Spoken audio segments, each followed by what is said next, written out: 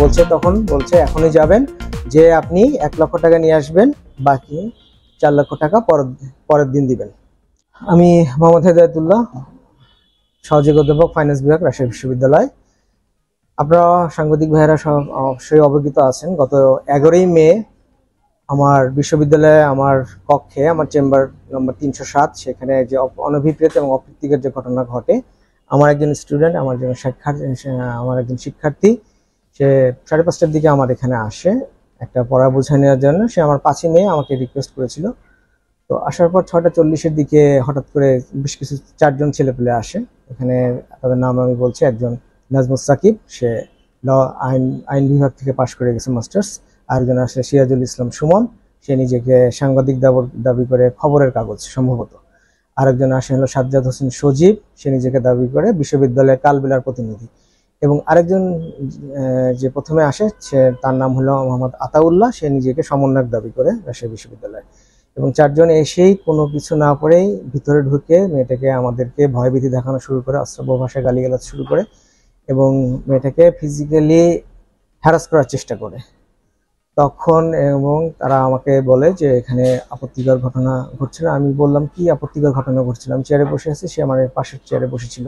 তারা তখন তাকে দাঁড় করিয়ে তারা ভিডিও করে এবং বলে যে এটা এইভাবে, এমনভাবে আমরা সোশ্যাল মিডিয়াতে ছাড়বো যে আপনার ক্যারিয়ার ধ্বংস হয়ে যাবে, এই মেয়েটা ভবিষ্যতে আর কোথাও মুখ দেখাতে পারবে না। আমি বললাম কেন, এখানে কি পেয়েছেন আপনারা? তারপরে তখন এর মধ্যে নাজমুস সাকিব আমাকে বলে, স্যার এটাকে আমরা প্রকাশ করব না।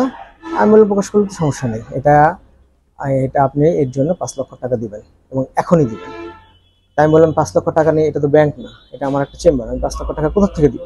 তো তখন বলছে এখনই যাবেন, যে আপনি 1 লক্ষ টাকা নিয়ে আসবেন, বাকি 4 লক্ষ টাকা পরের দিন দিবেন।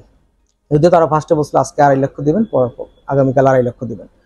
তো এখন আমি বললাম ঠিক আছে, আমি আমার শিক্ষার্থীকে নিয়ে বের হয়ে চলে যাই। তখন তারা বলছে যে না, ও এখানে জিম্মি থাকবে, আপনি যে টাকা নিয়ে আসবেন। তার বলে এটা কেমন করে হয়? আমি 4টা ছেলের মধ্যে আমি আমার স্টুডেন্টকে রেখে যাবো? তখন নাজমুস সাকিব যে বলছে যে ইচ্ছা করলে ওর সাথে আমরা এমন কিছু করতে পারি, খারাপ কিছু করতে পারি, আপনার বাধা দেওয়ার ক্ষমতা নেই। আমি বললাম না, তখন আমি অবশ্যই বাধা দিব, যা হয় হোক। তখন বললো যে ঠিক আছে, ওকে আপনি তালা বন্ধ করে রেখে যান, আর আমরা বাইরে 4জন দাঁড়াচ্ছি। এর মধ্যে তখন সিরাজুল ইসলাম সুমন বলছে না, আমিও তাহলে মেয়েটার সাথে একা ঘরের ভিতরে থাকবো। তারা মানে ভয় ভীতি প্রদর্শন করছে। তখন আমি বাধ্য হয়ে, আমার ফোনগুলো তারা নিয়ে নিয়েছে, মেয়েটার ফোনও ইউজ করতে দিচ্ছে না। তখন আমি বাধ্য হয়ে যুবরী ভবন থেকে রাত 8:30-এর দিকে টাকাটা তুলে নিয়ে তাদের কাছে দেই। এবং তারা পরের দিন বলে যে আমরা এটাকে অবশ্যই পরের দিন আমাকে 4 লক্ষ টাকা দিতে হবে। তো রাত্রেবেলা তারা, এর মধ্যে নাজমুস সাকিব আমাকে মেসেজ করে যে স্যার আগামীকাল দেখা হচ্ছে ইনশাআল্লাহ। আমি বলি যে ঠিক আছে, আপনারা 4জন একসাথে আসবেন, একসাথে এসে টাকা নিয়ে যাবেন। পরের দিন সকালে আমাকে মেসেজ করে, স্যার কোথায় আসবো? আমি বললাম যে আসেন আমার ক্যাম্পাসে। তখন বলছে না, আপনারা চেম্বার ভবনে চলে আসেন। আমি বললাম চেম্বার ভবনে আমি কেন যাবো? আমার তো একটা নিরাপত্তার ব্যাপার আছে, আপনি ক্যাম্পাসে আসবেন। তো তারা 1:30-টার দিকে ক্যাম্পাসে আসে, 2জন আসে, নাজমুস সাকিব। প্রথম দিন 1 লক্ষ টাকা তারা নিয়ে যায়, সেটা হলো সুমন ছেলেটা হাতে নেয়, এবং আমার মানি ব্যাগে যে 2,500 টাকা ছিল সেটাও সে নিয়ে যায়। পরের দিন সুমন এবং আসে, নাজমুস সাকিব আসে। তারা আমাকে রবীন্দ্র ভবনের 3 তলায় পশ্চিম পাশে গণযোগাযোগ ডিপার্টমেন্ট এবং ল ডিপার্টমেন্টের সম্মানিত শিক্ষকদের যে চেম্বারটা আছে সেখানে আমাকে নিয়ে যায়। তারা আমাকে উত্তর দক্ষিণে হাঁটায় এবং কথা বলে, তার কিছু রেকর্ড আমার কাছে আছে। এবং তারা বলে এই টাকাগুলো এখন দিতে হবে। আমি বললাম আপনাদের বাকি 2জন কই? তখন দেখা যায় লয়ের গেটে 2জন, আতাউল্লাহ এবং সজীব, তারা 2জন দাঁড়িয়ে আছে। এরপরে তারা কি করে, আমার চেম্বারে এসে বাকি 2 লক্ষ টাকা নিয়ে যায় এবং আমাকে হুমকি দেয়, যেমন আজকে রবিবার, আজ রবিবার মধ্যে অবশ্যই বাকি 2 লক্ষ টাকা দিতে হবে, নাহলে সোশ্যাল মিডিয়ায় আপনাদেরকে একেবারে হেয় প্রতিপন্ন করে ফেলে দেবো।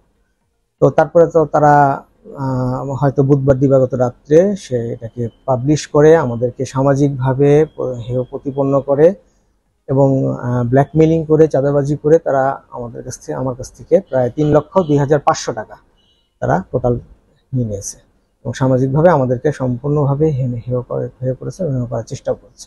এর মধ্যে নাজমুস সাকিব একটা কথা বলে যে স্যার আপনি যদি রবিবার 2 লক্ষ টাকা দেন, আপনারই ফ্যাকাল্টির একজন একজন শিক্ষক আছেন, সে আপনার পিছনে আমাদেরকে ইন্ধন দিয়েছে, তার নাম ঠিকানা আমরা সম্পূর্ণভাবে বলে দিব। তাই আমি বললাম কে উনি? তখন বলতেছে না, আপনারই ফ্যাকাল্টির, আপনারই কাছের, আপনার সাথে সম্পর্কও ভালো, আর আমাকে আবার তখন আরেকটা কথা বলে যে সেই শিক্ষকেরও কিছু দুর্বলতা আছে। যদি আপনি জানতে পারেন যে অন্য সেই শিক্ষক বা যে কোনো ধরনের যে কোনো শিক্ষকের দুর্নীতি নিয়ে, তাহলে আপনি আমাদেরকে বলবেন, আপনারও কমিশন চলে আসবে। এবং এবং ওরা বলে, আমি তখন বলি যে এত টাকা তো দেওয়ার পক্ষে সম্ভব না। তখন বলছে না, যে ইনফরমেশন দিয়েছে সিংহভাগ টাকা তার কাছেই চলে গেছে, আমাদের তো কিছুই থাকবে না। এটা হলো সম্পূর্ণ ঘটনা। এই জন্য আমি আপনাদের সাংবাদিক ভাইদের আজকে আমি এখানে আসতে অনুরোধ করেছি। আইনগত যেহেতু আমার শিক্ষার্থীকে সবচেয়ে বড় অপরাধ যেটা করেছে, আমার শিক্ষার্থীকে তারা জিম্মি করেছে, তাকে ফিজিক্যালি অ্যাসল্ট করার চেষ্টা করেছে। প্রথমত সেই একটা আইনগত ব্যবস্থা গ্রহণ করেছে।